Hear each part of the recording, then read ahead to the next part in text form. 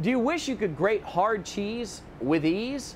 Or how about turning chocolate from this into this? Or mincing fresh garlic? Well, you can if the product we're testing this week, Grater Plater, can really do what it claims. We're here to find out, does it work?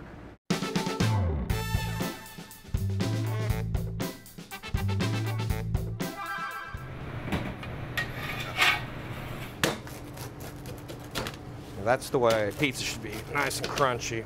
Duncan Aiken has been a chef at some of the top restaurants in the Mid-South.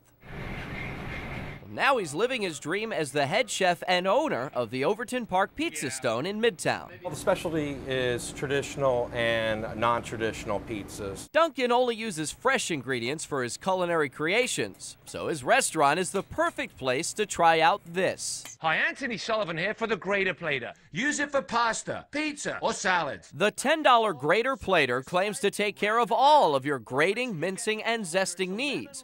So Duncan's assembled an arsenal of products to put those claims to the test. I'm curious about the Parmesan, and I'm curious about grating chocolate, whether or not the friction will melt it in a plate and if it's easy to get out of the plate. Kind of feels like alligator skin. Well, let's see if it can chomp its way through this brick of Parmigiano Reggiano. Look at that. The Grater Plater is grating it with ease. Place it like on a table and do it flat like this. But it seems to be working just fine. And the grated cheese stays on the plate, so Duncan's able to use the serving tool to brush it right onto our fresh-baked pizza. But he does notice one problem. The harder you press on this, the gunkier it can get, and that's the only thing I was worried about, especially with, with the chocolate. I foresee it melting. Let's find out. The Grater Plater is grating Duncan's block of chocolate, but his concerns were right. See how it's sticking? I was worried about that.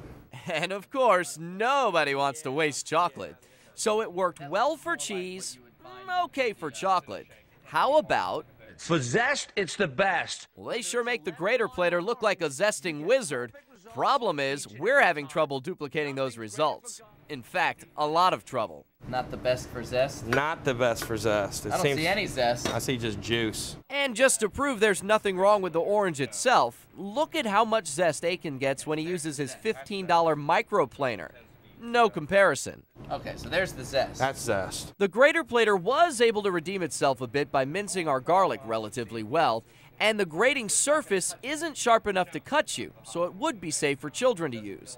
But overall, it just wasn't able to do everything it claims. Spend the extra $5, go to Williams-Sonoma and buy the microplaner. Grater Plater, you fail our Does It Work test. On your side, Chris Anderson, WREG News Channel 3.